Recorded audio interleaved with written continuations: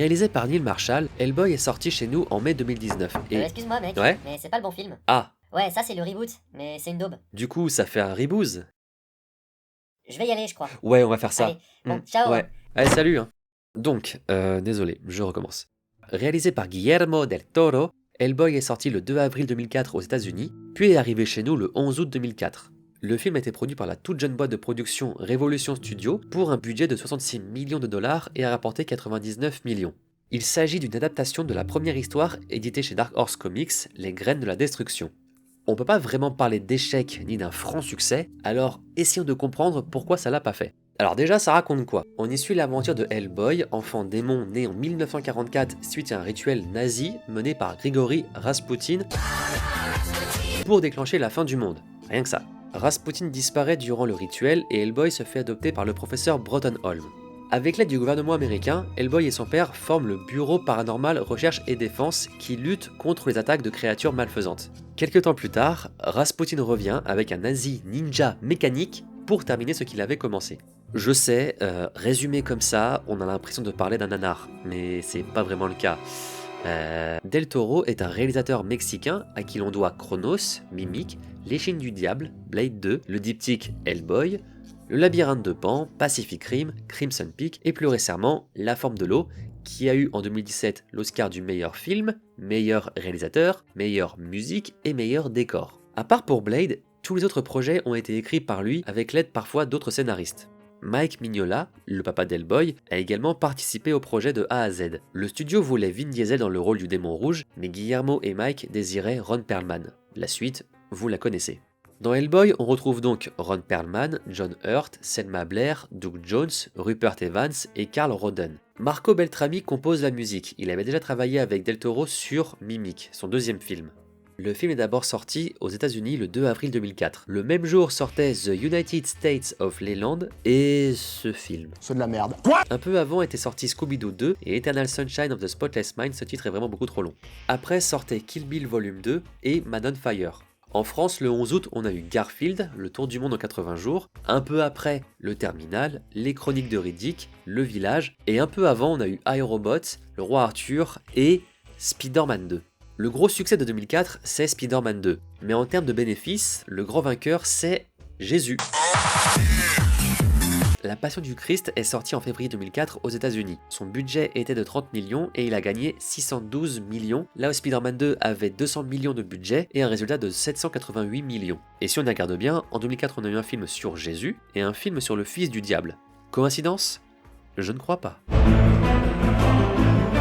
En plus d'être un auteur, Guillermo est un bosseur. Déjà, c'est lui qui aurait dû réaliser le diptyque sur le Hobbit. Au départ, il ne devait y avoir que 2 films. Le premier était une adaptation du roman du même nom, et le second film devait faire le pont entre celui-ci et le premier Seigneur des Anneaux. À cause de problèmes de négociation de droits détenus par la MGM qui s'éternisaient, Del Toro s'est retiré du projet, laissant ainsi la place à Peter Jackson, lui qui avait justement proposé le projet à Guillermo. Il était également producteur délégué sur le film d'animation Les 5 légendes et consultant créatif sur Kung Fu Panda 2 et 3. Un film sur la Justice League Dark était en projet, mais dû à des différends créatifs, le projet a été annulé. Il tente toujours aujourd'hui de réaliser l'adaptation du roman d'H.P. Lovecraft, Les Montagnes Hallucinées, depuis environ une dizaine d'années. On lui doit aussi la série The Strain, qu'il a créée avec Chuck Hogan. Le début des années 2000 marque l'arrivée des super-héros. Si avant on devait se contenter de Superman et Batman, on suivit bien après les X-Men, Blade en passant par Daredevil et Spider-Man, principalement du Marvel.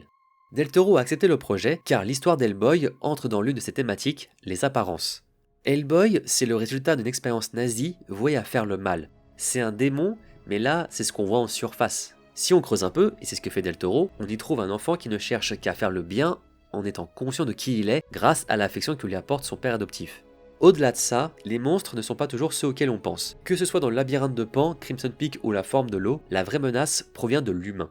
Le fantastique n'est jamais amené de façon brutale dans les films. Toutes ces histoires se déroulent dans notre monde, dans une société où on a tendance à préférer le réaliste à l'imaginaire. Comme si rêver d'un autre univers n'était pas fait pour les adultes. Del Toro ne rationalise pas ces créatures, elles existent, et c'est tout.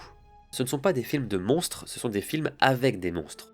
Le genre n'est pas purement fantastique ou horrifique. Dans la forme de l'eau, l'histoire n'est pas focalisée sur la créature du lac, mais sur la romance qui naît entre celle-ci et Elisa. Dans le labyrinthe de Pan, Ophélia passe 3 épreuves dans un monde fantastique pour y devenir princesse afin de fuir la dictature du régime espagnol après la guerre civile. Au départ, Del Toro et Mignola avaient pensé l'histoire du démon rouge sur 3 films. Si le premier peut se suffire à lui-même, la suite donne des indices et une fin presque ouverte pour un 3e film. Malheureusement, le 3e volet ne verra jamais le jour. Perso, je préfère le premier. La presse et les spectateurs préfèrent le 2e, alors voyons ce qu'en dit le public. Alors que ce projet lui tenait à cœur, Guillermo del Toro s'approprie sans aucun complexe et adapte les comics de Mike Mignola de belle manière. Malgré quelques idées scénaristiques qui peuvent paraître tirées par les cheveux, il n'en est rien et le déroulement est plutôt convaincant. Sa mise en scène est impeccable, mais l'une des plus probantes réussites du film, c'est son personnage principal.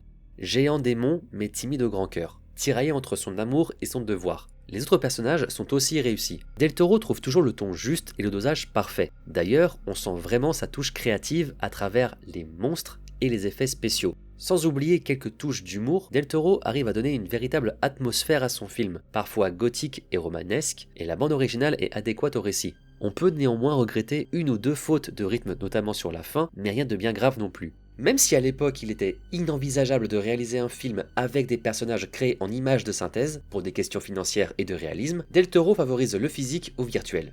Que ce soit Hellboy, Abbé Sapiens ou le démon Samael, ce sont des costumes, mais ça passe crème. C'est ce qui, à mon sens, ajoute de l'authenticité au projet, qu'on ressente visuellement quand Hellboy se lime les cornes, ou l'aspect caoutchouteux d'Abbé quand il est hors de l'eau. On y croit, et on oublie même qu'en dessous, il y a un comédien. De la part de Guillermo del Toro, on était en droit d'attendre un peu plus de Hellboy. Il ne se passe pas grand chose, c'est mou du début à la fin, le Big Boss est invisible pendant tout le film, et quand on le voit enfin, on le voit déjà plus. L'univers est créatif à souhait, mais Del Toro ne semble pas oser aller au fond de sa pensée, comme obligé de mettre un frein à son talent. Seul Ron Perlman arrive à éviter au film de sombrer dans la catastrophe avec une prestation intéressante et un charisme indéniable. Hellboy est un raté dans les règles de l'art. Heureusement que le 2e opus rehausse le niveau.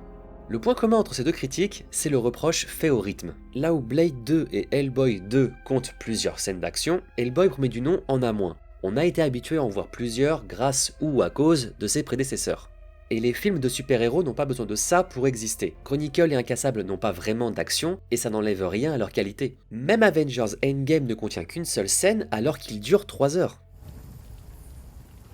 Le combat final ne ressemble pas à tout ce qu'on a pu voir avant, il est rapide, c'est vrai, mais est-ce qu'on avait besoin de voir plus que ce que Del Toro nous a proposé? Non. Car au final, Hellboy, c'est pas un film de super-héros, c'est un film d'anti-héros. Pas anti-héros au sens propre du terme, mais dans le sens où depuis l'arrivée des super, on nous présente des personnages qui ont une double identité, parviennent à vivre en société avec plus ou moins de difficultés, et les acteurs choisis sont beaux gosses. Hellboy, c'est Hellboy. Il vit caché du reste du monde, et il doit le rester. Il essaie d'avoir une vie sociale, mais son monde se résume à son père, son ami et sa copine Liz. Même son véritable nom est caché. Guillermo aurait sûrement pu montrer plus de choses, mais il faut pas oublier que le budget était limité à 66 millions et c'est déjà pas mal. Au final, pourquoi Hellboy n'a pas fait plus d'entrées que ça, alors que sa suite a nettement mieux fonctionné? Déjà, la boîte de production était jeune, ils ont sorti 20 films entre 2001 et 2004. 12 ont été vraiment rentables et les autres, de vrais échecs. Donc on peut penser que leur budget marketing était limité. Ensuite, et là c'est un avis personnel, je pense que le fait que le personnage principal ne soit pas un humain y joue. Par exemple, Superman c'est un extraterrestre, on est d'accord, mais c'est un humain auquel on peut s'identifier. Là c'est un démon à la peau rouge avec des cornes et une main de pierre. En plus, c'est pas un film qu'on pourrait qualifier de tout public. Si X-Men ou Spider-Man comportent des scènes violentes, il reste quand même accessible aux enfants. Là où dans Hellboy, rien que la présence de Cronen peut faire flipper les gamins. Hellboy est bien moins connu qu'un Daredevil ou que Wolverine. La notoriété des comics joue aussi sur le succès en salle du film. Dark Horse Comics propose des histoires orientées jeunes adultes, alors que Marvel ou DC veulent parler à tout le monde. Le rythme a peut-être pas aidé si on compare avec les autres films de super-héros, et c'est là où Hellboy 2 ressemble un peu plus à ce qu'on avait l'habitude de voir. Universal a sans doute mis son grain de sel dans le montage pour que le film ressemble aux autres.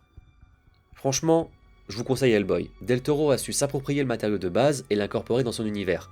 N'y voyez pas un film super-héroïque, mais plutôt une adaptation contemporaine de l'Antéchrist qui cherche à créer son propre destin. Comment quoi? J'ai rien compris. Je sais, c'est très perché, mais moi je le vois comme ça. Visuellement, c'est beau. Même les créatures ont un charme. Le reboot de 2019 a tenté de surfer sur la vague du gore, du violent, depuis que Deadpool a démocratisé le genre. Sauf que cette version est dégueu sans raison. Les monstres sont dégueux, visuellement c'est dégueu, mais David Harbour fait de son mieux pour incarner un Hellboy immature qui tente de trouver sa place dans le monde. C'est tout pour aujourd'hui, j'espère que cet épisode vous a plu et que vous aurez envie de vous mater ce film, et même pourquoi pas vous mater toute la filmographie de Del Toro, ça vaut le coup. Pensez à partager la vidéo, taper le pouce bleu et à vous abonner si ça vous a intéressé, sinon Vous brûlerez pendant 1000 siècles dans les feux de l'enfer. Oh, désolé. Je vous dis à bientôt pour une prochaine analyse, salut!